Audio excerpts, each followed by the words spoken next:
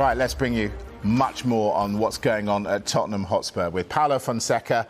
That appears to have broken down. The re-emergence of Gennaro Gattuso as a potential successor for Jose Mourinho. Paul Gilmore is here. So, Paul, just recap for those who weren't with us in the last hour, what's going on? Yeah, the recap is that Paulo Fonseca and Tottenham, those talks have broken down completely, similar to the way it did with the Antonio Conte talks. We're told this is a decision that Tottenham have taken themselves. We've been told the decision is not financial.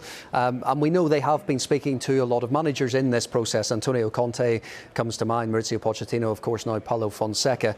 But Gennaro Gattuso has emerged as yet another leading candidate. And this time there will be hope that they can finally get this over the line. We are told that obviously he leaving Fiorentina in the last week or so has made a massive difference to this. Suddenly, when Tottenham took that decision with Fonseca, Gattuso suddenly becoming available became massively appealing to them. And we know the new sporting director, Fabio Paratici, has come into Tottenham, and he's really been the one driving this. He was after Conte, he was after Fonseca, but he loves Gattuso, and that's what we're being told, that he is really pushing for Gattuso now. So, yeah, Gattuso has become a leading candidate for Tottenham. And this is a process, that, Mike, that has gone on since Jose Mourinho left, and Ryan Mason, of course, was in interim charge. It has been going on a long time, but Tottenham will be hoping, I'm sure, to finally have Jose Mourinho's replacement in place, and Gattuso is that leading candidate. And he's lively on the touchline, by the way. Lively is interesting, because when we broke the news in the last hour, my phone was inundated with pictures of Gattuso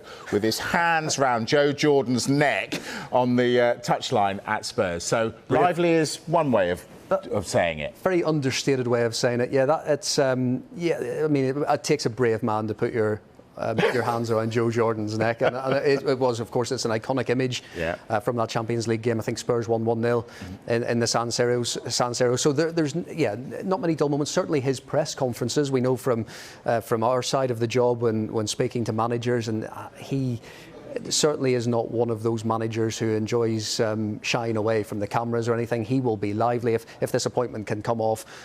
Yeah, I think Tottenham fans will certainly not just see the passion on the touchline and what he demands, the work rate he demands from his teams, but also he'll be lively in that media setting as well. He will indeed. Yeah, Paul keeping us updated with what is going on at Spurs, so we'll probably see him in about another 15 seconds or so.